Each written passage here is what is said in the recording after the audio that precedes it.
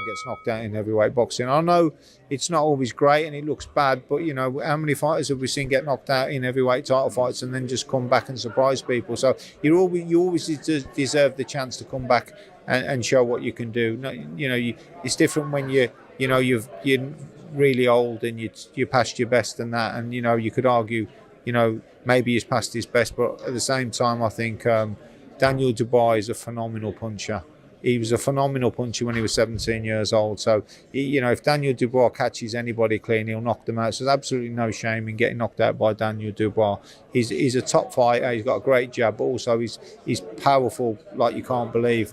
And I don't think I think they do, but his power is on another level to, I would argue, any of the heavyweights in heavyweight boxing at the minute. His power's serious. It's like he hits you and you stay hit, and that's whoever he hits, it's going to be the same. Just a really dangerous puncher, but no shame in getting knocked out by Daniel Dubois. Doesn't mean you can't come back.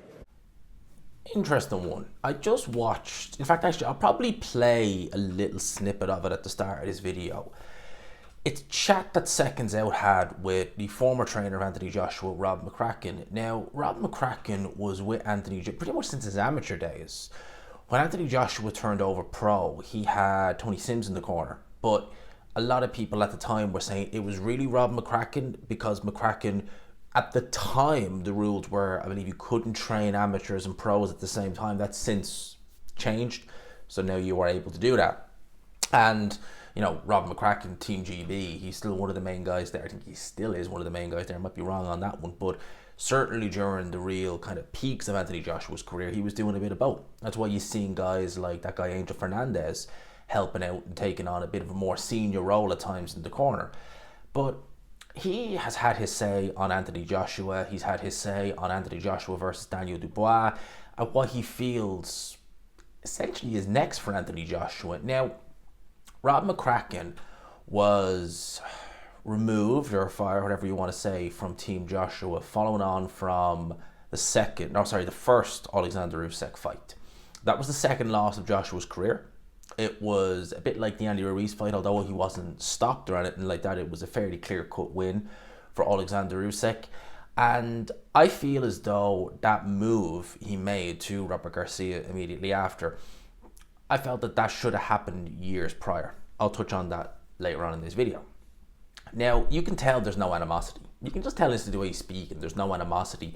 He's saying that, it's heavyweight boxing. Plenty of fighters throughout the course of their careers have been, hurt, they've been knocked down, they've been knocked out, and stopped, and they've gone on to come back.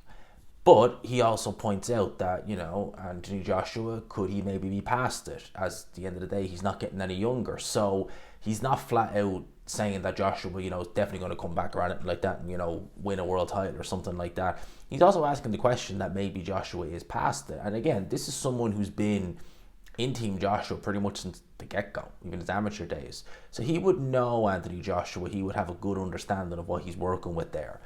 Now, Rob Mccracken, it's weird, right? When you read the comments, and look, Rob Mccracken has had success in his career. He had success with Carl Froch.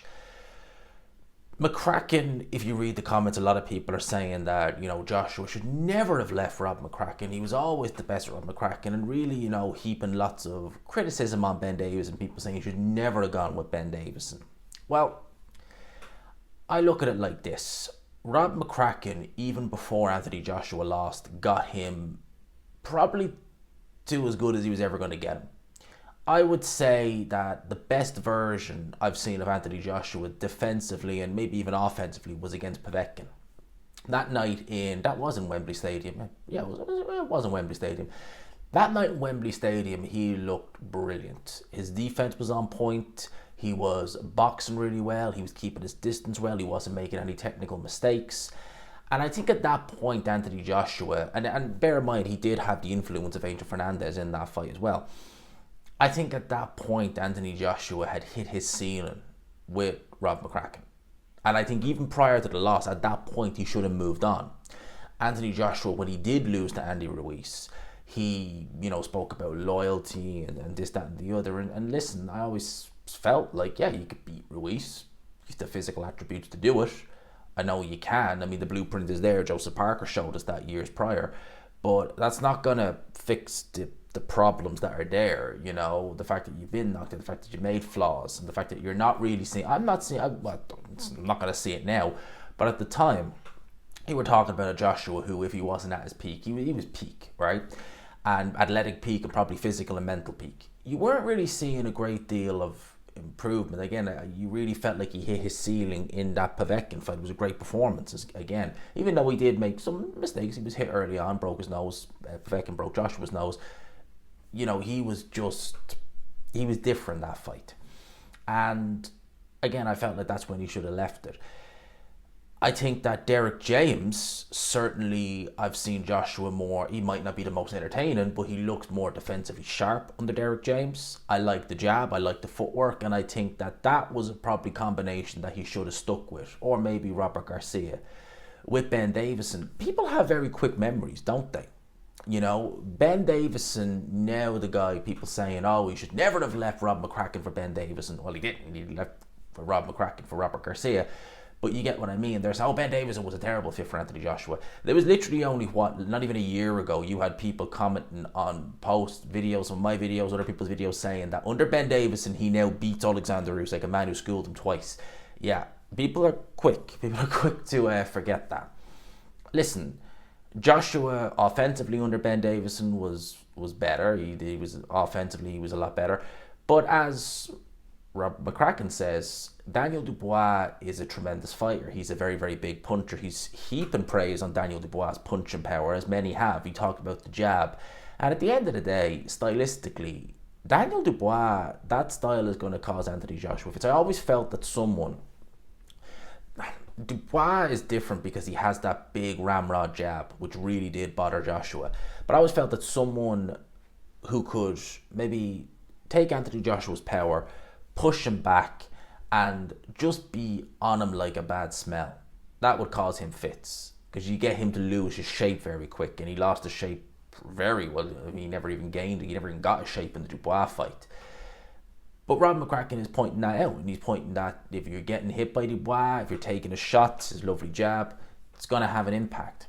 It's interesting. Again, this is a guy who would know Anthony Joshua very, very well. For him to say that he reckons maybe Joshua's past it, it's interesting. Personally, for me, I do think Joshua's past it. I think at this point now in his respective career, it's only going to go one way, and it's down. It's very much down. We don't know what's going to happen with him in terms of trainers. He said that he's going to attend the Joseph Parker Daniel Dubois fight. Okay, that's all well and good. Is he in training camp? Who is he training with? Is he back with Ben Davison? Is he going to go back to Derek James? Could he go back to... And, you know, for me, it was weird with Anthony Joshua. He did things awkward, not just in the fight, but in just training-wise. He stayed with one trainer way too long, longer than he should have, and I think he regressed. And then what he ended up doing was he went from this trainer to that trainer to this trainer, and it's just like, mate, seriously, one extreme to the other. I'd recommend you go and have a listen. Very interesting interview. The Joshua talk is around about the 5-minute 50-second mark on the Seconds Out video. I recommend you go and have a listen. Let me know your thoughts in the comments below. I hope you enjoyed it, people. Smash the like button if you could. Hit subscribe, of course, if you haven't already. And until next time, peace.